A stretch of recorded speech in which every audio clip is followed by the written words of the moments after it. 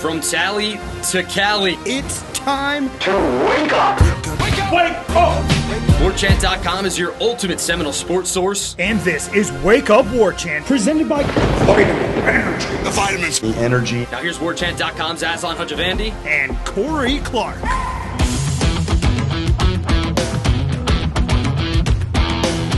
Wake up! It's Wake Up Warchant presented by Vitamin Energy. Coming up on today's show, Florida State drops to 1-8. Confidence is shaken, says the coach, but he remains defiant. He'll get it fixed.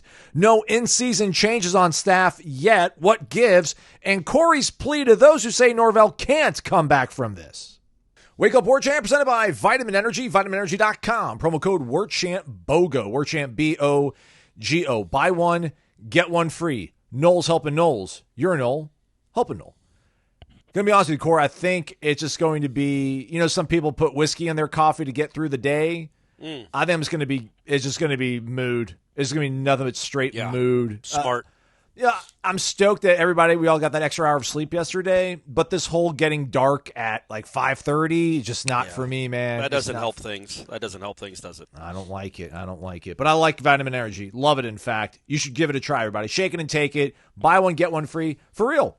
Like, throw it in a Christmas stocking. Put it in the work break room. Watch productivity, moods, everything on the rise with Vitamin Energy.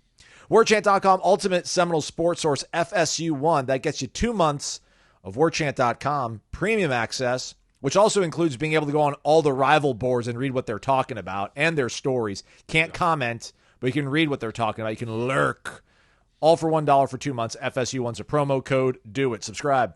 Thumbs up, 5-star rating and review. Need to read one of those. It's been a while since we've delved into that sort of stuff, but maybe some other time. With that out the way, Corey Clark's here, everybody, as you've heard earlier. What's up, Corey Clark? How are you? I'm good, buddy. I'm good. Thank you for asking. I wanted to say before I forgot, Jeff from Boston, I think is his name. Jeff, I'm sorry. Well, whatever your name is, I'm sorry if it's not right, but you're from Boston. We talked at Corner Pocket. I swear his name is Jeff. Brought his whole family to Corner Pocket, sat outside on the deck on Friday. It was very nice to meet them, so I just wanted to say hello.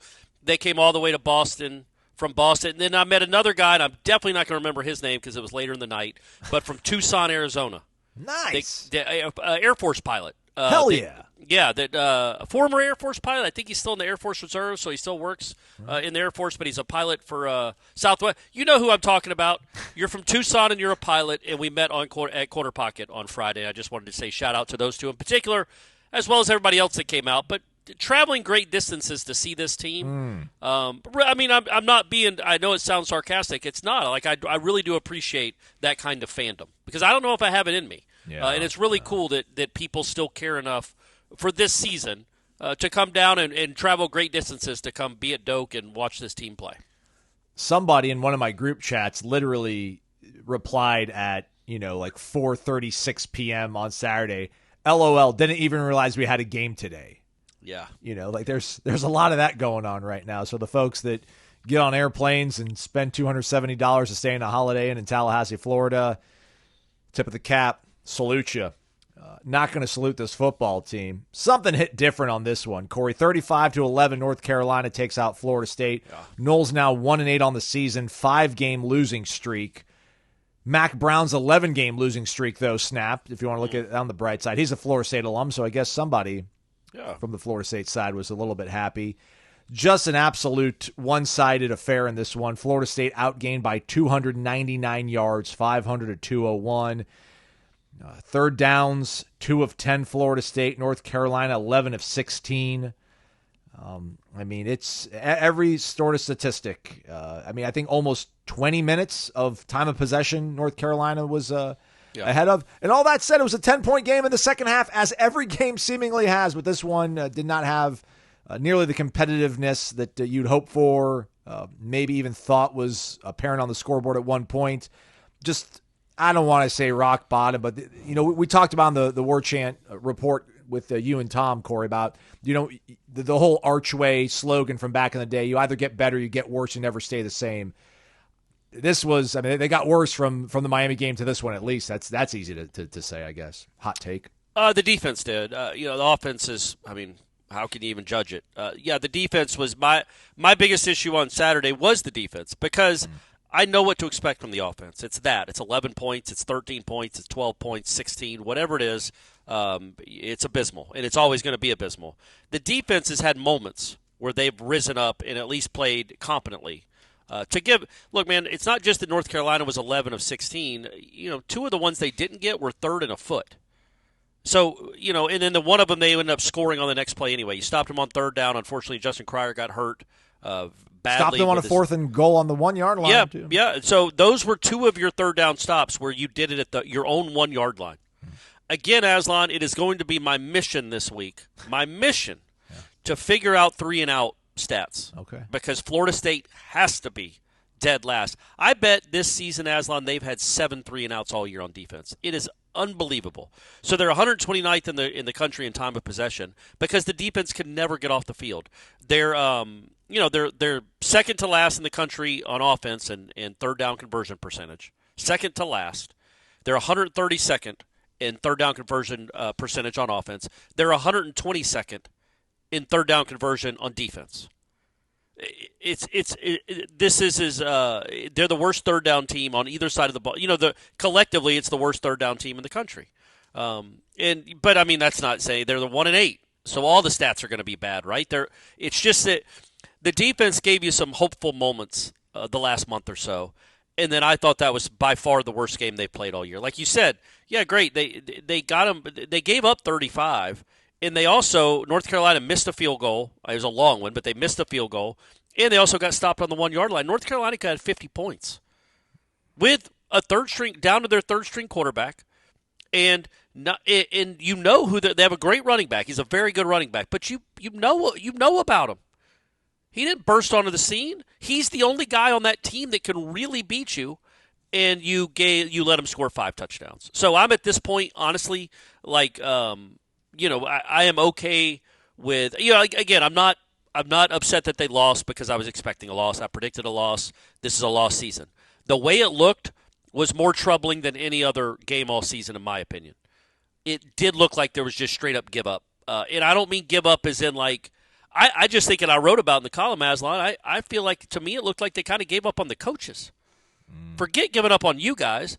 I think they've given up on their coaches, and that is when it gets really, it can get really painful and ugly. Is when that kind of give up happens on defense because there is some talent. There are some talented players on that side of the ball, and they just once it was 21 or 28 of course, man, you finally score. Finally, you hit a 50-yard pass play where Brock wears a hit right in the stomach. Malik Benson makes a really good catch. Then he finds Ja'Kai on fourth down for the touchdown. It's 21-11. Who's left in that place is kind of fired up and ready to make it a game again, and you give up a 45-yard run on the very first play. Very first play. Marvin Jones decides, I'm just going to go get pushed inside, and there's going to be nobody on the edge. I don't know if Blake Nicholson's supposed to be outside. I don't know if Marvin Jones is supposed to hold the edge. I would assume it's Marvin Jones' responsibility, but I don't know.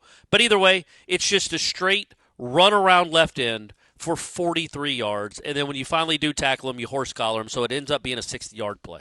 And it was just so predictable. Ira, to his credit, literally as they're ready to take the snap, he goes, this is where they give up the 45-yard run. And literally, he was also predicting pick sixes on every other play for Florida State's defense. Pick six coming. I'm like, okay, this is the one you got right? The 45-yard run. They couldn't get the pick six, but they gave up the 45-yard run. But, yeah, it's what bad teams do, but it's also what bad defenses do. And that's what that is. It's not a good defense. It's kind of been smoke and mirroring it a little bit. You've liked some things you've seen. There have been some individual players that have made plays that have looked okay, but collectively, as a unit, it is a mediocre a defense and a horrible offense, and that's why you're 1 and 8. So, again, the point being, I'm okay making changes everywhere. Yeah, you almost have to. Like, how at this point do you argue with anybody coming back, other than I guess you could say Papuchis and Surtain?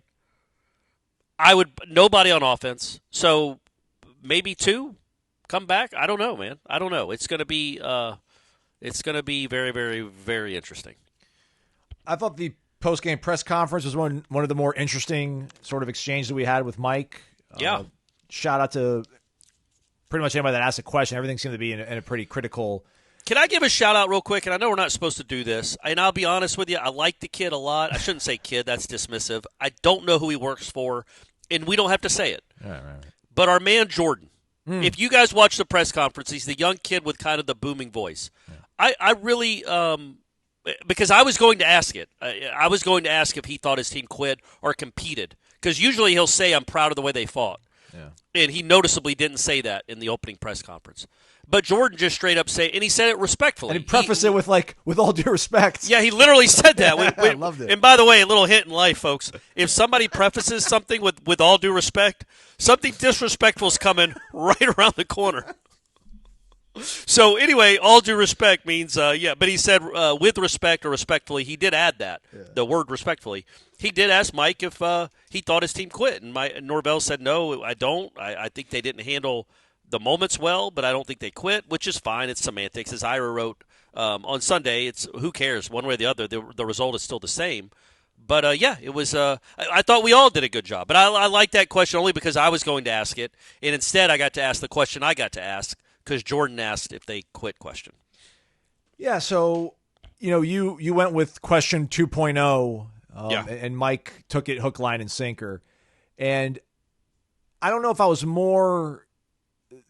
more illuminating to hear him answer Ira's question about confidence and him literally say, this team's confidence is shaken, or sort of his response to you about the confidence that he has to fix this whole thing.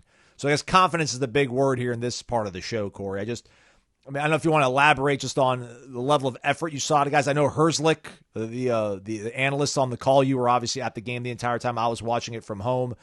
I don't know which touchdown it was from Amarian Hampton, but it was the one where Quindarius Jones is this the second time we've done this season, or was it another team that just launched themselves in vain at a player trying to make some sort of shoulder tackle, and then the guy just ends up absorbing it and running in? But that play, Herzlich kind of spent a good amount of time talking about these guys making, even said business decisions too. So, I mean, the effort, confidence is shaken, and the coach seems to be on the brink. I guess that's where you are expected to be, though, when you're 1-8 at this point of the season. Well, and the thing is, I asked him about his confidence in himself because I prefaced it with my question about and by the way, the Quindarius Jones play is just an all-time gross. I mean, as somebody I was talking to a friend after the game, it's like, that's what a double amputee would have looked like trying to make a tackle. Legitimately. With all due respect. Well, all due respect to double amputees out there. Yeah. But you have arms for a reason. That double amputee could have just bounced off. I mean, it's just like, that was just gross is the only way the only thing I can come up with. But what was I saying? I was saying something about confidence of Norvell. So I asked him that. I feel like it was after the Boston College game or the Memphis game. It was early on before we knew how bad it was going to get. But I asked him about the confidence he had as a play caller in his offense and knowing it could work. Well, now here we are 9 games later, or 9 games into the season. And I did ask him again, because he did. So I asked him about the confidence of the team, and he had a really, I thought, as Aslan alluded to, a really good answer. Not good, maybe isn't the right word, but insightful. The fact that he admitted that they had lost confidence, there's no doubt about it. And then I asked him, okay, they've lost confidence. Have you lost confidence in yourself?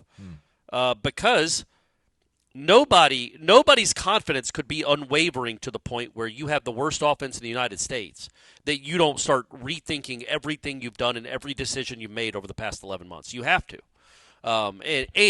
Okay, I didn't even know I was capable of being this bad. I didn't know I was capable of being this bad. So where does my confidence? Where is my confidence now? There's just no way. They're not robots. So he did say, and it was a 5-minute probably answer about where his confidence was, and that he totally believes in himself as a person, that he will get it turned around. I thought it was a really good answer. I didn't think there was any BS about it at all. Sometimes there is Coach Speak. Hey, there's a show. It's the free plug for Coach Speak that is on Thursday. This might make it. I don't know. But I thought there was a determination in the way he talked that, if nothing else, he believes he can do it. Now, that and $5 will get you a cup of coffee, but or $10. I don't drink coffee. What is it now? $8 at Starbucks? 10? I don't know. Yeah. But I know it's just words. But the way he answered that question, how he was, it seemed to me, Aslan, he was almost on the verge of tears. He was so upset and angry. and determined. Not like crying like, oh, my life is awful. It's not like those kind of tears. It's certainly not tears of joy, unless he really is good friends with Mac Brown. And he just loves that guy to death, and he's glad he gave him that gift. But, tears of, like, straight-up frustration and anger, which, I mean, look, man, there's nothing he can say right now, but I would hope that it at least small silver lining, not even a lining, a small silver dot, that you have a coach that this is killing him. And that is better than a coach that just makes up excuse after excuse after excuse and doesn't – has proven to be so stubborn there's not going to be any real changes made. I do think that he seems so determined and so frustrated in that answer, but filled with self-belief that, I as I wrote in the column, it's like he pulls me back in. I'm out, and then these answers pull me back in to the point where I'm like, okay, man, you've got an off season to try to get this right, but I believe you are absolutely going to do your damnedest to get it right. And you are going to make whatever move you feel like you have to make to get this thing right. I do, and I think he is going to be incredibly determined. I think he's going to sleep 4 hours a night for the next 2 months to figure out where he went wrong and, more importantly, to try his best to fix it. Will he fix it? No idea. Literally none. But I do think, at the very least, you have a guy that is dead set on trying to fix it. And it pains him to the nth degree that he has produced such an embarrassing product. I do. Do you think he feels legitimate like pain for the fans? Because I do. Do you? No, but I think I think it's for that locker room. I mean, I think he feels pain for those guys, for the players, and like the coaches, and like he knows what he's going to have to do. But I mean, I don't disagree with your sentiment about being a little bit heartened by what he said, but. I mean, I think he said something about like he knows what it takes to build a team, and it's like, man, well, this is the team you built, though, man. Yeah. And your third down play call in the first drive, and you're having to use a timeout to kick a 56-yard field goal or whatever it is. Like, man, you want to talk about guys losing confidence? Like, what was that first drive? Like, we're going to take the ball and we're going to score and we're going to just not look back the rest of the day, and then. You have third and long, and you run a very conservative play call, and you're like, okay, so are we going for it on fourth? And it's like, no, we're going to kick the field goal. Actually, wait, let's call a time. I mean, I think they called a timeout because they didn't have enough guys on the field, which is a completely different reason to be upset. But it wasn't like he was going back and forth with what he wanted to do. I think they didn't have the 11th. They didn't have the 11th guy on the field to help block. I guess a theory too would just be if you truly were confident that you knew what was wrong and how you're going to fix it and that it is going to be all right, maybe you would not be on the verge of getting that emotional. But maybe it is just is like the sympathy pains of he knows, how much this, because he had a good answer to about the booze, and he's like, I didn't hear the booze, but he's like, I realized how much. I didn't either. Did you hear booze? I was watching the game from home, so. Well, I know. But you had the volume on. Did you hear booze? No, I couldn't pick. Because you can hear better than I can in that press box. That's true. I didn't pick anything up. Okay. Well, no, there was one play, but it wasn't a continuous chorus of booze going on, and they should have been booed at halftime. Honestly. Yeah. So I don't know. Maybe I just feel, but that's who he is. I guess he's so emotional. I'm not going to ding him on that or whatever. But you just feel like if you did have this unwavering confidence and faith in yourself, like you would not be this on tilt about things. But I guess maybe when you are so passionate about this and you know what to do and you want to assure everybody, like, listen, I realize this is terrible. I'm going to get it fixed. Like you want to be this emphatic when you're talking about things. But it's just. It's a mess all the way around, man. It's just a mess. Yeah, and I don't want people to think because he had a long, very passionate answer to my question. Hey, I'm not gonna if they go 13-0 next year, I'm not gonna do too many bows that I turn the program around again. But you make whatever determinations you want to make. But it's not that just because he had what I thought was a good answer and a passionate answer means that I believe in the guy. Because how could you believe that he's going to turn this around? Because none of us could have believed he was going to turn it around from last year like this. So there's no goodwill now built back up where you're like, yeah, absolutely, he's going to turn this around because this is unprecedented. But the point being, I believe he's going to he is absolutely going to try his hardest to turn it around. What that looks like, but I think that's something. Yeah, I don't Jimbo think that's didn't. nothing. Yeah, Jimbo didn't. Willie didn't. And I love Jimbo. And Willie didn't. Yeah. Jimbo and Willie, neither one of them did. This guy will.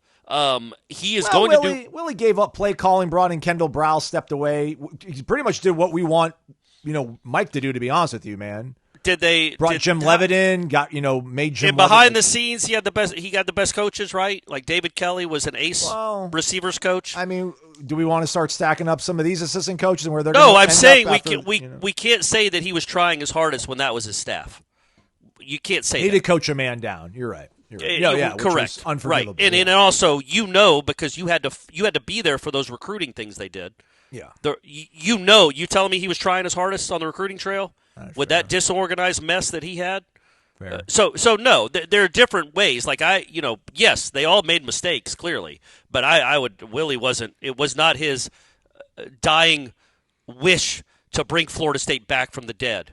Clearly, because it just didn't seem like it mattered that much to him once we actually saw where the program was, but and what he was doing. With Mike, yeah, I think that. I do think he cares, and I think if nothing else, that should matter. All these guys are mercenaries, man. All these coaches, unless you're Kirby Smart coaching at your alma mater and you grew up a Georgia Bulldog fan back in the 80s, it's a job to all these guys. It's a job. I think Norvell, it's a job. He'd be just as passionate if he was at Washington right now. He'd be doing everything he could for Husky football. Yeah. But I do think he's built in a way where he does feel it more than other coaches. And I know you said no. I really do think he feels awful for the fans. I really do think that. What does that matter? Nothing. You're 1-8. You should feel awful. But I think that there is a determination in that guy to try to do it. If he does it, we'll see. Again, we have no idea. So you're going to hear people over the next 4 months or 4 weeks and 4 months and 8 months say there's no way he can come back from this. There's no way he can come back. Don't listen to them, because how would they know? This is unprecedented. Unprecedented. There's nobody that's done what Mike Norvell has done in the span of a year. There's no program in the history of college football that has been in this particular place that Florida State currently finds itself in. So you can't sit there and say it can't be turned back around because it's his own mess. Well, he also, it's just not how that. There's no sample size. You can't even say, we sat here last year, Aslan, and said there's no way an undefeated team will get left out of the playoff, Power 5. Well, but because we had a sample size of 9 or 10 years, and it had never happened before. Well, we have a sample size of nothing with this. Nothing. There is no blueprint when it comes to college football to say, once a coach wins 13 games and the next year he wins 2, they don't ever come back from that. Literally last year he was 13-0. So that's something. There's never been a coach coming off a 2-win season that could tell recruits and portal kids, about 14 months ago, my team was undefeated. We were 13-0 at ACC champs. That was just 13 months ago. There's no coach that's ever been able to sell that after a 2-win team. It's not like, what have you done for me lately? Like 2023 was pretty lately. That was pretty close to now. This year is awful. Nobody could argue against it. But, again, nobody knows how this is going to work. Nobody knows. So, but the point being, people can have opinions. And, my opinion, honestly, if I'm being honest, I think he is going to struggle to be here in 2027, maybe even 2026. I think it might not be the Mike Norvell show anymore, because I didn't know this was even in him to be this off on everything, to produce this kind of product. Didn't think it was in him. No. But I also, if I'm going to be honest with you, if you would have asked me in even October of 2022, and remember, all the people that are going to declare that Mike Norvell can't do it, ask them what they would have said about Mike Norvell in October of 2022. Would they have ever believed in a million years that he could have a 13-0 season the next year? No chance. No chance. So they're all just opinions. We don't know how this is going to come out. I didn't think Mike Norvell could put together a 13-0 season. I darn sure didn't think he could go 2-10. But here we are. He keeps. There's never been anything like this. I'm just flummoxed and flabbergasted every Sunday trying to contextualize this. Like there just isn't any context, right? No. Well, if he was trying as hard as he could, in full disclosure, we're recording this a little bit later than we planned on Sunday because we had anticipated maybe. I thought this was going to be a segue to corner pocket. It's going to be. It's going to be. Okay, sorry. Just that maybe there'd be a change or two, and he didn't do anything on Sunday, everybody. So, but we'll talk a little bit further about that after we talk about Corner Pocket Bar and Grill. 2475 Appalachia Parkway. Hope you were out there hanging out with Corey and Jeff on a Friday. We'll do that again before the Charleston Southern game. And I'm guessing the Florida game, although I don't know. That's Black Friday. Yeah. We'll be there, buddy. Last game of the year. Got to take advantage. All right. So if you don't want to wait for that, you can go to Corner Pocket anytime you want. It's, not anytime you want. It's 11 a.m. to 2 a.m.? Yeah, 2 a.m. Right? 2 a.m. Yep. Corner Pocket Bar and Grill. Daily lunch specials from 11 a.m. to 3 p.m. for only $8.99. Trivia on Tuesday. Bingo on Thursdays. Sunday all-day happy hour. And then happy hour from 4 to 7 o'clock weekdays. Because Bill loves you, everybody. Dart, billiards, jukeboxes, live music, awesome food. It's Corner Pocket Bar and Grill. CPTallybar.com, the website, 2475 Appalachia Parkway. Yeah, it was clunky, Corey, but that was the plan. Sorry, I thought you were going to say if he was trying as hard as he'd have been at Corner Pocket on Saturday night, polling the fans on what he should do with his staff. We thought there's a chance, certainly not out of the realm of possibility that you make a change after a performance like that. As I said on the Warchant Wrap, and I think you probably agree with this, this time next week, if there are going to be any changes this season, wouldn't that make the most sense? You're right, yeah. Well, by the way, it's Wake Up Warchant presented by Vitamin Energy, vitaminenergy.com, promo code warchantbogo. Yeah, because as you pointed out, you've got the off week coming over after the Notre Dame game. I guess that probably wouldn't be the best sort of unveil of a new coach here and a new coach at that position going to South Bend, where I think you're a 21 or 24-point underdog right now as we sit here and hang out, Corey. So I saw 25 on Twitter. Okay, so 24 might have been the 21 was definitely probably an illusion then. Yeah. So yeah, I mean, to your point, I mean, if let's say you reassign Randy Shannon to an analyst role and you move Ernie Sims up to being your linebackers coach.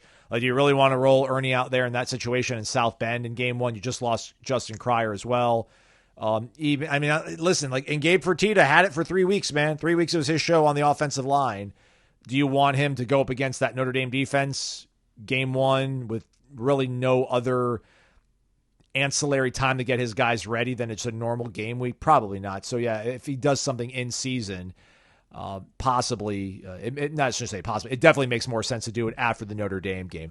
I just wonder, Corey, he mentioned, and that was one of his answers, like, everything's up for evaluation. I have been evaluating everything. So seemingly he knows what he wants to change. And I'm sure there's back channel communication through his agent, might be a guy that's already on his agent's roster. But I just do wonder, I don't know, coaches, they are mercenaries, but maybe there was a code amongst thieves, if you will, where if Mike goes ahead and gets rid of coach X, Y, and Z next week, yes, you already probably have an idea of who you want to fill those roles, but maybe there's somebody out there in the country that would love to come here that's not going to throw their name in the ring unless they actually know that it's open, right? Because everybody else is going to be ahead of the line because of their previous existing relationships with either the agent or Mike. But maybe there's somebody out there that's really good, that's outside of Mike's, tree of trust. That would be like, man, I would love to have my name in the mix at Florida State, but I'm not gonna try to jockey for it right now because that coach is still there, and that's a bad look. So that's kind of part of my reason why I think you're not going to be able to change a lot. Maybe you can actually beat Florida, but that'll probably be because they're going to be on their third quarterback.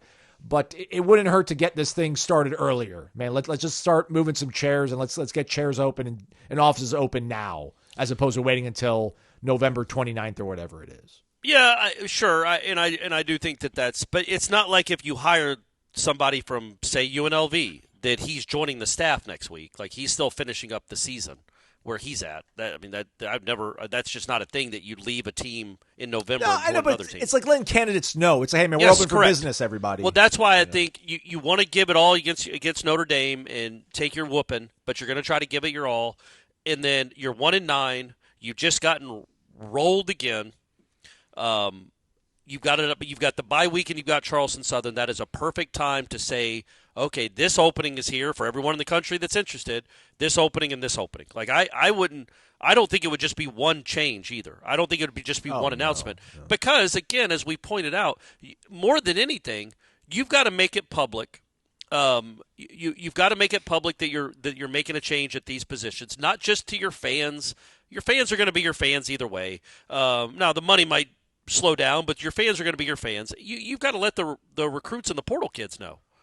Like, they're not following Florida State's coaching search. They don't, you know what I mean? Like, if you got, let's just use what's this kid that just decommitted? C.J. Wiley. Wasn't that his name, right? Yeah. Let's go. I know recruiting, everyone. I don't know who else y'all listen to. I know C.J. Wiley. You announce that you're making a change at wide receiver coach. And again, just using him as an example. Probably a good example, but I'm using him as an example. And then you probably don't announce who your wide receivers coach is going to be, but you can reach out to the kids that have decommitted or kids that you're still interested in bringing in and say, look, this is who we're probably going to get. Keep it on the DL maybe if you want, but this is who we're probably going to get. And then those kids go look at that person's track record, and all of a sudden maybe they're interested again. Or you say to them also, this is the offense we're going to be running. So look at what this offense did. Look at the numbers they put up. Look at what their leading rusher did and their 3 leading receivers did. Look who their tight end was. Look at and then that's a way to sell recruits. It's also, quite frankly, a way to sell the kids that are currently on your own team. You've got to sell the ones you want back, and there are a few. I know that's crazy, but there are a few that you want back. You need to sell them. This is the guy that will be coaching you moving forward. Isn't that exciting? Or more exciting, I guess. So that's why I think you would do it. You obviously don't wait till Sunday after the Florida game. I think you do it. I think that just makes the most sense to do it after the bye week before Charleston Southern, because you can theoretically, hopefully, somehow beat Charleston Southern even if you're not fully staffed. And then, the Florida game is just going to be a race to 8 if they're on their third-string quarterback. But, so that's when I think they'll do it. But I do think he will do it. I'm telling you, watching him on Saturday, it was the first time to me where I felt like, in a weird way, like not rejuvenated by what we're going to see this season, but rejuvenated that how angry he is. And I think there is anger at himself, everyone. I don't think he's just angry that the team sucks. I think he's angry that he sucked so bad putting this team together. And I think there is a determination for him saying this will never happen again. But we've heard coaches say that throughout history. And it happens again and again and again. We've seen teams and players and coaches all the time say, I know I'm doing wrong and I'll fix it. And it doesn't get fixed. I just think with Mike Norvell, it's such a unique position because, as I said, there's nobody coming off a historically awful season like this that just had a 13-0 season the year before. There is something to sell that happened in these kids' lifetimes. They were juniors in high school when it happened. The snub was a big deal. Like everybody knew, that was a national story. So Florida State was in the public consciousness in a very good way 11 months ago. So he does have that to sell. He does have recent success. This isn't, I know his team have played really darn hard on Saturday and has played hard all season. This isn't Billy Napier, right? Like, what does Billy Napier sell to recruits? Yeah. At least I guess, but at least Norvell can sell, yeah, man, look, we've won here. We've won huge here before. Napier can't sell that. Now, Napier can sell that his team didn't get blown off the field at home by Mac Brown's mediocre North Carolina team, and they're not 1-8. But you know what Florida is in their last David Hale just tweeted this. It was a good tweet. So I think Florida State is 2-10 in its last 12 games against FBS opponents, and I think Florida is 3-12 in its last 15 games against FBS opponents. Something crazy like that. Sheesh. I mean, it's crazy that they're so bad at the same time. But at least at Florida State, Napier might have saved his job. And I mean, maybe if they want to use the quarterback injuries as an excuse, he might be coming back next year. And they do play hard. It is commendable how hard they play. But man, he's never proven he can win at this level. Mike Norvell has. He's also proven he can lose at a level that none of us thought even possible. So yeah, so that's good. The yin and the yang, good and the bad. I was going to kind of ask you that to follow up on what we talked about in the first segment about so many people out there saying he can't come back from this. And listen, none of us are advocating. I think just out of financial, fiscal prudency that you cannot obviously get rid of Mike Norvell tomorrow or in a month because of the amount of money you're owed to him. But when you see these people saying, like, listen, man, you can't come back from this. How much of that do you think is trying to message and recruit? Because, yes, there's been these great heights, but it'd be like a financial planner saying, like, oh, for a year, my clients average 25% return on their investment. And then you look at his track record for this year, and all of his clients have lost, 50% of their net wealth. And be like, well, I get it, but man, this is kind of shaky. So how much do you think of people saying that Mike Norvell can't come back from this? How much of it do you think is because it's just going to be so difficult to sell a message, an uplifting one, to recruits that are very talented, that are getting similar pitches from other schools? How much of it do you think is like personally just Mike? And I hate saying he's broken, but how much of it just Mike himself having to wear 1-8 so far, and what's probably going to come down the pipe against Notre Dame, and just like him personally, it's just hard to imagine a head coach having kind of the wherewithal and personal stamina to bounce back from this. Yeah, I don't know. What are you asking me again? Well, when we see people talking about he can't come back, and you're trying to dismiss that notion. Anyone that's telling you that there's no way Florida State and Mike Norvell can come back from what they're dealing with right now, there's no precedent set. They don't know what they're talking about. Well, they don't have facts behind them. That's an opinion, because we again, as I've explained for 3 weeks now, college football isn't like it's ever been before. So what we knew to be the case in 2010 or 2008 or 2015 is not the case anymore. You can turn it around very quickly. Shout out to Signetti, man. Are they going to the playoff? I mean, what in the world is going on? But this is the reality of the sport. You can go from awful to good, back to awful again, really, really quickly, as we've seen firsthand. But there's never been a precedent. People saying you can't come back from this kind of debacle. How does anyone know that? It's an opinion. It's hard. What's the hard? Is it going to be trying to recruit players, or is it just this head coach's crisis of confidence himself? I don't think it's a clearly. I don't think he has a crisis of confidence in himself. That's true. I think he's very, very angry at himself with good reason. We all are, Mike. Do better, man. But I think it's because when you have a season like this, as I was just saying, you can sell that you were just 13-0. But man, you're a punchline this year. You're a punchline, and these hires. The reason that he's got to get so much right in December. I would say if there's a list of 50 things he has to change, he has to hit on, 45? I don't know, man, yeah, I would say 40 of them.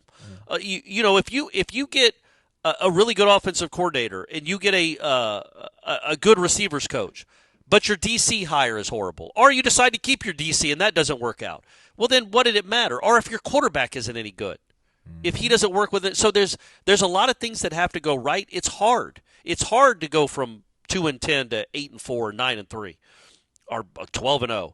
But it's not impossible, and it's easier than it's ever been in this day and age to go from bad to good. It's easier than it's ever been, and in the grand scheme of things, if they were 5-7 or 2-10, it's still an awful year. It doesn't, you know what I mean? Like, it's still an awful year, no matter how you slice it. Mm-hmm. So you can go from a disappointing bad year to a good overachieving year very quickly. My concern, so it's not like it's just not impossible, and we know he can build a winner here. We just do. But we also have the recency of knowing that he can build an all-time loser, which is not something that we're excited about. And my concern is, and this is where it gets to be, I understand all the criticism, and I understand all the hand-wringing, and I understand why people are done with him and have given up on him, is because the guy that's going to be making the main decisions, the big decisions, starting the day after Thanksgiving or whatever, is the same guy that put this whole roster and staff together. So that gives you pause. Like, okay, now he's going to be better about what staff he has and what players he's bringing in. But I think, you learn from mistakes. You do learn from mistakes. I mean, they everybody says that that's the best way to learn is to go out there and fail some, and then you realize what you're not supposed to do. Well, a lot of lessons learned this year, Aslan. A lot of lessons learned, so let's see if he can apply them. I think he's a bright guy, and I think he's a passionate guy. I think there's some stuff in Mike Norvell that we like. His offense, I do not. But him as a person, the way he's made up, what he's made up of, I think is some good stuff that if it's, I don't know, man, pointed in the right direction, if it's utilized the correct way, and if he has somebody on the staff that he can trust to make some big decisions with him, like a right-hand man that can really make big decisions and good decisions with him, he could be right back to challenging for the ACC, man. It's not – he can. But then we just got to wear this last month. We all just got to wear it collectively. But do you think – so I would be interested talking to recruits, like talking to Lacer about – obviously they know this year is disgusting. But they were alive for 2023. So I would assume that matters to them too, that they know he can do it. I would think anyway. Final segment, Wake Up Warchant, presented by Vitamin Energy, vitaminenergy.com, promo code warchantbogo, buy one, get one free, do it. We did mention the receivers and an example about what you're going to maybe have to look at changing up in terms of your staffing. Felt like Mike was a little bit more pointed about some things after the game, Corey, that maybe illuminates his kind of thought process right now. I thought he was very critical of the receivers, more so than we've heard all season long, when he talked about not being able to have separation and kind of the way he said it. And again, I don't know how much of that's really on your coaching staff, how much of that's on the fact that you maybe didn't recruit enough good wide receivers, but it feels like, we heard about maybe not, the run game wasn't doing well, and it's many things, including receivers not blocking well. But when you're talking about your offense struggling to score points, and then now you're starting to kind of shine a light on a certain position group that puts somebody in the kind of crosshairs. And I feel the way he talked about the defense not being able to stop the run, that was a little bit of an eye-opening one to me too. Says, yeah. We had our opportunities. There's times that we were in position and we've got to be able to make the play.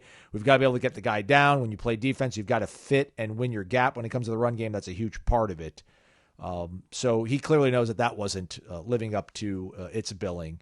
I guess this kind of goes to the question that Jeff asked Ira, I think, last week about, will there be sweeping changes, 5 or more changes on the staff? Feels like that's where it's trending towards, because again, after Saturday, there's really nothing redeeming about things right now. Did you sense anything from Mike in terms of the criticism that made you feel like he's got his eyes on certain positions that he needs to totally focus on revamping? Yeah, I mean, he wasn't going to give away his hand or anything, but yeah, I would say 5 seems at least. I mean, that seems almost a certainty in my opinion. And again, I've said it before: when you have an offense like this, everybody is on the chopping block. Everybody on that side of the ball. So I'm talking about tight ends, running backs, wide receivers, offensive line / offensive coordinator, quarterback coach too. Yes. Absolutely, because in Corey Clark's dream scenario, Mike Norvell will have enough pride to realize this ain't working. His offense isn't good.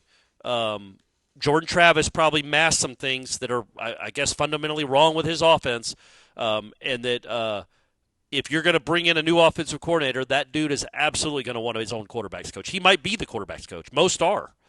So if that's the case, then yes, I'm talking about a sweeping change on offense. What about that 2-point play, though, Corey? They've been practicing it, man. I'm so glad they were able to. That was just kind of LaWayne McCoy making a play. You're right, but I don't know. Just there's some creativity there. Just it's lacking around with the offense, but go on with this offense, obviously. Strong. Yeah, so I think I would not be surprised if it's a whole new staff. Like maybe you don't want to do that. Maybe you want some continuity, but I wouldn't be surprised if it's just 5 on that side alone. That's what I would say, because I just want a reset on that side of the ball. Because, again, it's not like they averaged 50 last year, and then this year's just they fell off a map because of crazy injury luck. He keeps bringing up that they've had 8 different offensive lines in 9 games, which isn't ideal. But come on, man, let's not act like you had the Hogs, the Washington. Well, we don't call them Redskins. Sorry, Commanders. The '83 Washington football team's Hogs blocking for you. It wasn't good when you had your starters. So they have not been beset by injuries, in my opinion. Not any more than any other team. Notre Dame's lost like 2 NFL players this year to injuries, season-ending injuries. That won't stop them on Saturday night. So when it's this bad, and again, they weren't great last year. They put up some points. I think Jordan Travis and Trey Benson and Keon Coleman, yeah, man, when an offense has those guys and Jaheim Bell and Johnny Wilson, yeah, they're going to make some plays. The way you can judge how good an offense is what do they do when they don't have greatness everywhere? Can they still function? This thing doesn't even function, Aslan. It was bad Saturday, man. But it's been bad every year. It doesn't like a quarter of their yards on Saturday came on basically a jump ball to Malik Benson. That was 50 of their 211 yards. And then he hit Ja'Kai like a 33-yard touchdown or whatever that was on a fourth down. And then he had Hakeem on a 33-yard play. Like, literally, they had 3 plays that made up 60% of their offense. So the rest of the game, the other 43 plays they ran, that's right, folks, they had 46 plays in the game because they can't stay on the field, and the defense couldn't get any of us off the field in 3 downs. So the other 43 plays, they averaged 2 yards a play. But what am I saying? We all know it. It's a disgusting offense. So you reset there immediately, and you have enough pride, in my opinion, to say we're bringing in somebody that has a track record, a long track record, or at least a recent and explosive track record of running a really good offense that puts up yards and points. And we're going to run it. I'm going to give him the keys. And then on defense, yeah, man. I think the linebackers will probably definitely be a position that's probably looked at. So just that alone, you're looking at 6. So yeah, I mean, there's going to be a reset, man. He's got to figure out what kind of hopefully, like he said, he's already evaluating and figuring out what went wrong. But he's got to bring in not only maybe 6 new coaches or 7 or 8 new coaches, but 50 new players. I still don't think he's letting go of the offense, Corey. Again, man, him talking about historically, I'm good at this. I'm confident. I know it needs to be done. That feels quasi Bobby Bowden hiring Mark McHale. Like, I know it needs to be fixed. Let me get a new offensive line coach here. Yeah, wasn't the greatest. But result. That was him protecting his son.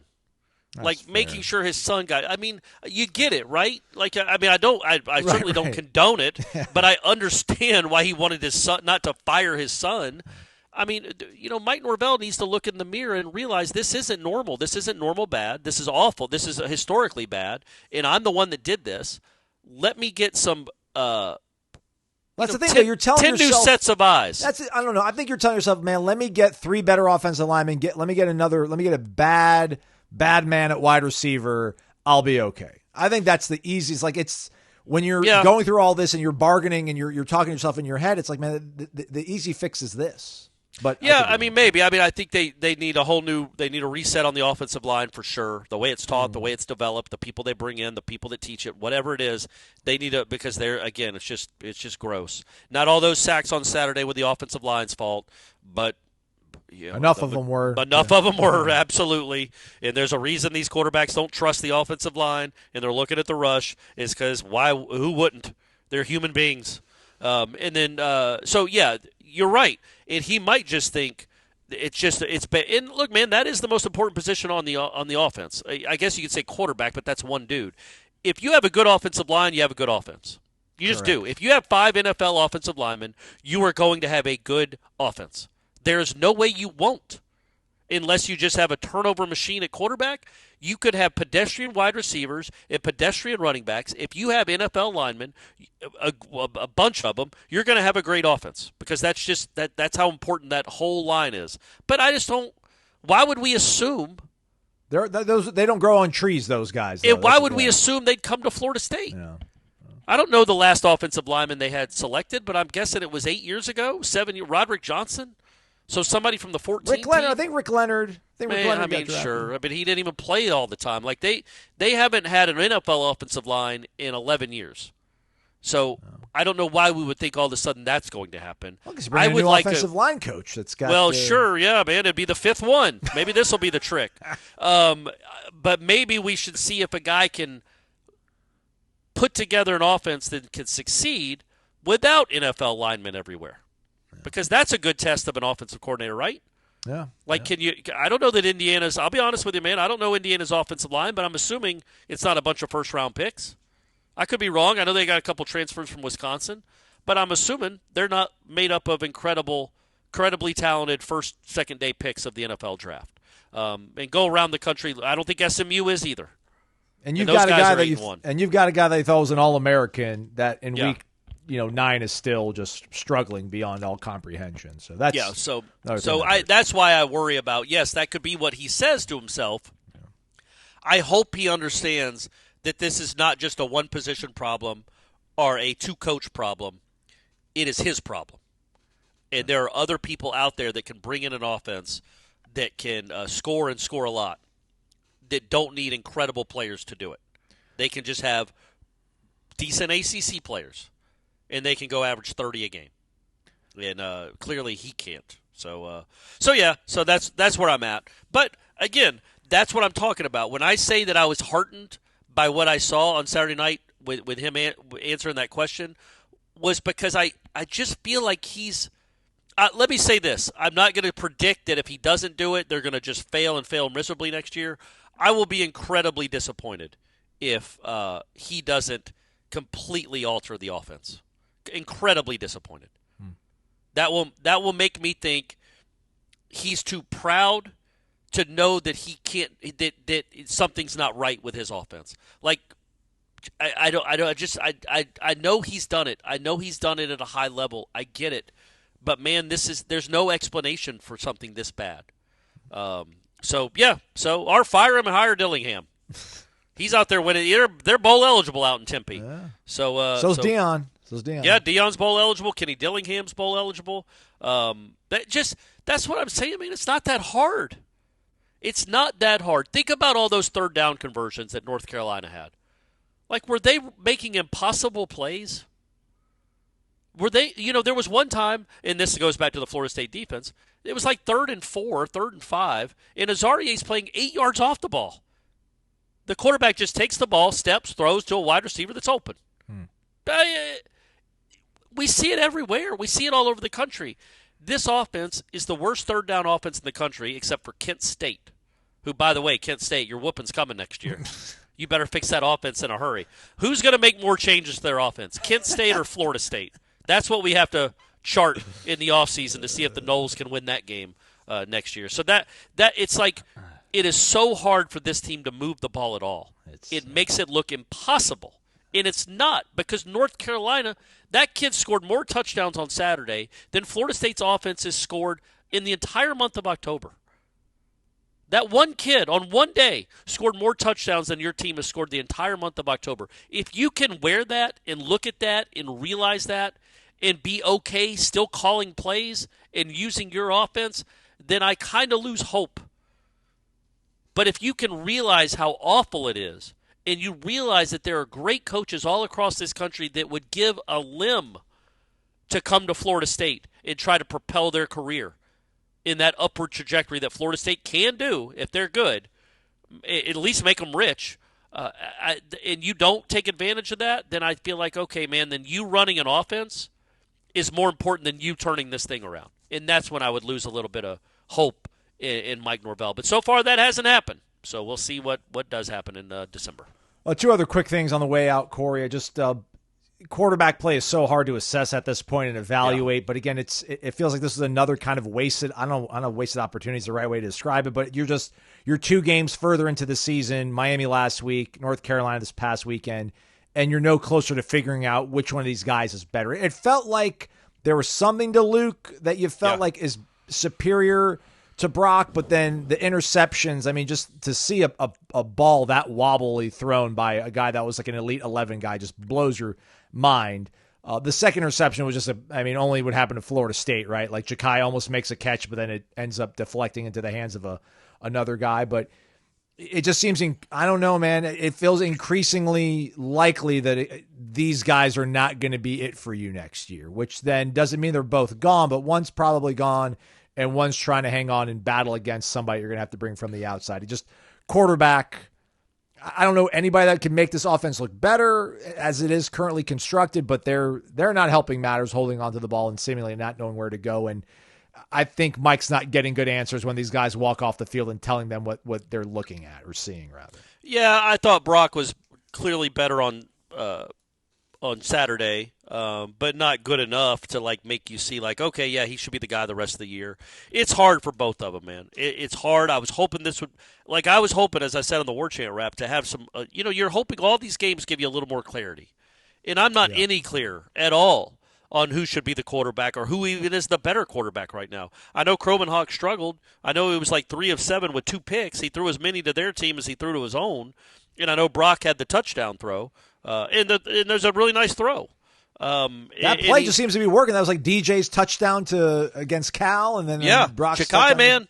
That's our dog. All I know got. he had the one play, but, I mean, come on. You're throwing a jump ball to the kid, and he's 5'8". But, he tries. I think that's what another thing that's so disappointing. They're surrounded by so much mediocrity and incompetence all over that side of the ball that it's impossible to judge them. Like, put Luke Kromenhoek as the starting quarterback right now at Georgia. What would he look like? Like, I literally don't – or Ole Miss. That's probably a better example because they have an offense that just scored 63 points. I don't know what that would look like. Same with Brock Glenn. Like, they have an offense that's competent in high scoring with good players and a good offensive line that can block. Theoretically, you're hoping next season you're going to have all those things. So how do you write off either one of these guys? This is just how do you build around them? Exactly right. That's the problem, man. You can't say for sure, yep, that's the guy. He's got it. I could think you I've see it? Do you think, Corey, I mean, as bad as it is, do you think you could see something out of one of these guys? That I don't know. Maybe I'm totally on the wrong ones, but I feel like there could be a level of play that makes you feel like, all right, this guy has something that is worth building around. I'm not saying you're going to win games and start scoring 35 points a game, but give me 3 drives. Give me the 3 drives a game. That's all I really need at this point. Yeah, I think, honestly, if we're being honest, I think he's had a lot more bats and a lot more reps. I think Brock, to me, looks like a more competent, and right now as we talk here in November of 2024, a more comfortable quarterback. He steps in the pocket. The throw he made to Morlock on the third down to convert, that was one of their 2 third down conversions. At the end of the year, Aslan, let's go back and rate our favorite third down conversions of the season, because that's right up there. that's all. It's right up there. I thought that was a play that Kromenhoek's not making. He's not stepping up in the pocket. I think that was a good sign. But there were enough bad things. Like, he had that nice drive, and then the next drive after, of course, North Carolina goes down and scores right away, I think he hits a first down throw or 2. And then he has Toafili down the sideline. Should have been a 60-yard touchdown. He's 5 yards past the guys. And he throws it, I think he threw it 40 yards in the air. And it's not like he can't throw it farther than 40 yards. So I don't know what happened on this throw. But he's throwing it down the sidelines where Toafili has these guys beat. And instead of leading them into the end zone, you make him come back and try to jump over guys for a catch. If he makes the throw and leads him towards the end zone and throws it 50 yards, which I know he can do, I've seen it, then that's it. So did he miss? Is he that inaccurate by 10 yards? That's what, again, so there were good and there was some bad. That should be a touchdown. A Division I ACC quarterback has to make that throw. And if he drops it, he drops it because it's 2024. But put that on him. Don't make him have to jump back into defenders. And then with Kromenhoek, it's just, as Norvell said after the game, he was limited a bit in practice. He's not fully healthy. But, he's just – it's a sack. It's just a sack lunch anytime he takes a snap, man. And let's be honest, man, he's had 1 touchdown drive in 3 games, and that was thanks to the weirdest QB sneak in college football history. Just a complete fluke. So – but again, I don't judge him either because how could you? How could you? Fluke Kromenhoek? Is that what you're calling him? No, absolutely not. That was a fluke play, but no. So he could be awesome. Yeah. I think he has better tools, but there's so much to being quarterback that's not just toolsy. It's pocket awareness. It's the speed of processing things. All these stuff you can't really measure when you're surrounded by slop. And I thought the way Norvell talked about the receivers. Again, that's why I think there's probably going to be a change at that position, Coach, because he was lamenting that they can't get open. They can't get separation. So it's hard when Luke, every time, I guess, apparently, Luke looks at his first read, he's never open. The problem is Luke doesn't go to the first read to the second read really quickly, and then he feels the rush. But it would be nice if you gave him a first read that was ever open. But these receivers don't typically get open. So, there's a lot. There's no way to really judge them. And, yes, I would assume both of them won't be here next year just because – not that I've heard anything, not that anybody's upset. I do think they like each other. I think they get along. They do seem to have not that anybody cares about this, but they cheer for each other at practice. They do. I don't think there's any animosity between those two guys. I just think in 2024, 25, one of them's going to leave. And wouldn't you? But that's why, again, when I talk about making wholesale changes to the offense, you gotta sell somebody to come run this thing. And this is hard to sell because you could point to it and say, look, this is what we did in 2023. We scored some points and we did some things. And the quarterback that you're trying to recruit, whether it's Cromenhawk, Brock Glenn, or some kid in the portal, they could be like, oh, so you're saying I have to be Jordan Travis for us to score points. Oh, great, no pressure. Or I have to have are you bringing in a Keon and a Trey Benson? Are they part of the mix? Because if they're not, what hope do I have that this offense is going to be worth my time and worth my college career to try to be good in? So it'd be nice to have something to sell, some recent success at another school, obviously, of a quarterback coach / offensive coordinator that has developed at a really high level and scored a bunch of points here recently. We talk a little about the defense, but maybe we'll talk about that on tomorrow's show. We'll get the coaches at the press conference here later this morning. I did this during the first segment, believe it or not, Corey, and I forgot to bring it up. I did really quick research on this, so don't use this in a story, but I can go back and confirm if you're really interested. I counted 22 3-and-outs the Florida State defense has elicited this season.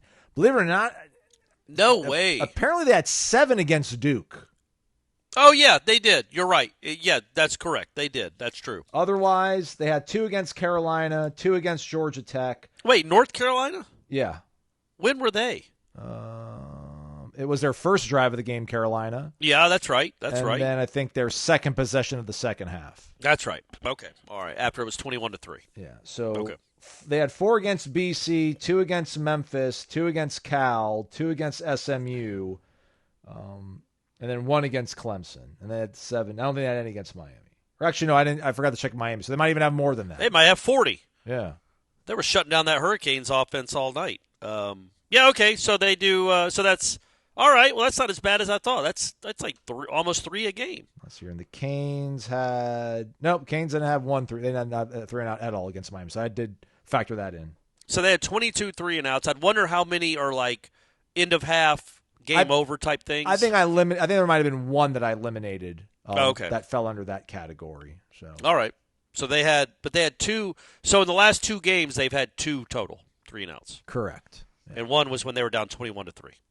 Correct. Yeah. So still, but the point remains, I was wrong. I literally thought it'd be less than 10. So maybe I'm just not paying attention. Well, I mean, if you throw out that Duke game, I mean, it's 50. You're right, man. The Duke game, and it was just a punt fest. Well, no, Florida State would turn it over to Duke, and Duke would just be like, okay, we're going to run it 3 times and punt. By the way, way to hold it down there in the second half, Duke. That was impressive. They gave up a 38-3 run in the game. Come on, man. Come on, Manny. Who's going to win the conference? Is SMU? SMU, I feel a little bit more confident in them again. Miami just is. They're flying way too close to the sun. In Clemson, what happened, man? That was hurt, bro. Really surprising. That was the startling. That was even more startling, much more startling and surprising than Florida State losing by 25 points or whatever it was Clemson kind of getting worked at home. Kind of, yeah, man, totally. Yeah, I mean, that was not all that close. I don't remember what the final score was, but it felt like a whooping the whole day, the whole game. That was Klubnik looked like the old Klubnik again. Yeah. 33 and that to wasn't 21. good to see. 33 yeah, 21. and then and one of those touchdowns was late, right? Yeah. It was 33-14 at one point. And, Klubnik looked like the guy from last year. So that was really, really bizarre. So, anyway, I don't know, man. Clemson's got to go. Sorry, Clemson's got to go at Tech, Virginia Tech this week, and then at Pitt. Meanwhile, SMU, they've got they're off this week, and then they've got Boston College at Virginia. I mean, they got more than that, but I'm just kind of pointing out like in the immediate term, like the next. No, what are they? Who's SMU finish with? Who's their Cal? So they're gonna be in the championship game. They got to beat. So. They got to beat BC, Virginia, and Cal. Yeah, I gotta go at Virginia though. You know, Virginia. Those are the probably. Well, I guess Cal isn't a pushover. Stanford might be the worst team in the conference. That's better than what Clemson's got. Clemson's got to go at Virginia Tech, at Pitt. Miami's got to go at Georgia Tech, week off, then Wake at home at Syracuse. So, I mean, none of these are murderer's row, but if you had to give me any of those three teams, I'm taking SMU having a week off this week and then being at home Boston College sandwich with a roadie to Charlottesville. So, yeah, there's a good chance that it's going to be Miami and SMU, right? And I assume if SMU loses any of those games, then Clemson's back in as long as they don't lose again. Yeah. But, yeah, Miami – so Miami and SMU in the championship game. That'll be something. So, again, folks, can I just point out that we live in a world where SMU is at least going to win 10 games, probably is at least favored to win 11 and play in the ACC championship game. SMU in their first year in the conference. Their only loss was against BYU, and that was like breaking in their new quarterback. Yes. That's really good now. That was his first start. He's very, very good. So, again, I just want to point out, let's quit acting like you've got to climb Mount Everest to be good in college football anymore. That it's a Herculean effort with a bunch of Sherpas to get you to the peak. It doesn't take that much. It takes better than this. But if SMU can do it, if SMU can have a season like this, by God, man, what do they crack the code? Do they have the best coaching staff in America and the best boosters? They had a quarterback and they had an offensive line that they've been developing through the portal, and they hit on their guys. But you can do that too, though. You can hit on the guys. Right. In the portal. You are allowed, as I like to say, you are allowed to go get yourself a good quarterback or develop one, and you are allowed to go get some good offensive linemen and an offensive coordinator that knows what he's doing. Sorry, Mike, I don't mean it like that. An offensive coordinator that's not last in the country in touchdowns. And so SMU is there, man. SMU. South Carolina, they're a different team. They're still going to finish with 7 wins, but by God, I love it for those fans. Just been straight miserable for 5 decades. Nothing really to cheer about except a Jadeveon Clowney hit in a bowl game. That's their highlight of their program's existence. Was I don't even know, was that the Outback Bowl? It was. Look at you. Attaboy. Trust the process. I do it. An Outback Bowl tackle for loss is the highlight of the South Carolina football program's existence. So good for them to get to storm the field because they beat an overrated A&M team. They beat Bama. They beat Bama in 2010. Yeah, that's up there too, I guess. Yeah. But that was the same year, right? 2010 or no? 2012 was the Clowney hit. Yeah. But either way, so and good for them, man. We make fun of Beamer on Coach Speak all the time, but that's a great win. They look completely different than they did a year ago. They are physical. They are mean. They are fast on defense and aggressive. Things change rapidly in the sport, man. You've just got to hope. You don't have to believe in it because I get that nobody has belief in this guy right now. How could you? But you've got to hope that he has not just the wherewithal, but the aptitude to make really good coaching hires and really good roster decisions. But they're out there. The players that can turn this thing around are out there to be taken. The coaches that can turn this thing around are out there to grab. Will he get the right ones? Don't know. But they are not hiding under 10,000 feet of limestone. They're out there in the open. They're not hard to get to. It's just a matter of finding them and picking the right ones. But, again, SMU is good. BYU is good. SMU is going to play probably in the conference championship game. That's if they can do it, you can do it. This was not like an anomaly or an outlier, this crazy turnaround. It's happening everywhere. By the way, Iowa State, I talk them up all week. Come on, Matt Campbell. Not only did they lose to flipping Texas Tech at home, but he might have cost your boy a little bit of money. Just thought that. I even bet him on the money line. I was like, this is a gimme. It wasn't like I had the points. I just thought this is a gimme win. Nobody comes into Ames and beats Matt Campbell's turnaround Titans, but they did. So yeah, that's just where my hope lies. That, again, don't believe in it. That's fine. Don't have belief. It doesn't hurt to hope. And absolutely nobody can say with authority or 100% certainty that this can't be turned around. This guy can't do it. You cannot believe it's going to happen, that's fine, but don't listen to anyone that says it's impossible, because it's not. It's never been proven. Because 2 years ago, if I'd have told you that they could go 13 and they were going to go 13-0, you wouldn't have believed me. You'd have said that seems impossible. Last year, if I'd have said, hey, I know you feel good after this Louisville win. Number one, tomorrow at noon you're going to want to just drive into traffic, and then next year, your team is going to be 1-9 after 10 games. You would have thought that was impossible. That's how, again, it's not impossible. Don't listen to anybody that tells you it is. But we all understand that he is up against it, and this December is going to be one of the most important months in Mike Norvell's tenure, and maybe all our lives. Right, Aslan? It's a big deal for all of us. We'd all like him to get it right. My man from Boston, Jeff. My pilot from Tucson. We're all in this together, man. Let's hope, because we don't have any other choice.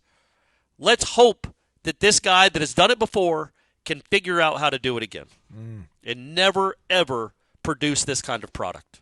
Well said. Let's do a couple more shows this week, shall we? Let's do it. Hey, and also basketball. Season opener tonight. All right. Season against Northern Kentucky. Let's go. And then it's Election Day tomorrow, too, everybody. So yep. Go vote. Get your plan in place. Yeah. 1 to 4 o'clock, Jeff Cameron Show, press conference, Mike Norvell, and all coordinators? Question mark. 11:30, that's going down. So be on the lookout over on Warchant TV. That's our YouTube channel, by the way. Subscribe to that, totally free of charge. But all the good stuff over at warchant.com. Use the promo code FSU1 for 2 months of access for only $1. It has been Wake Up Warchant, presented by Vitamin Energy. VitaminEnergy.com, promo code warchantbogo. Buy one, get one free.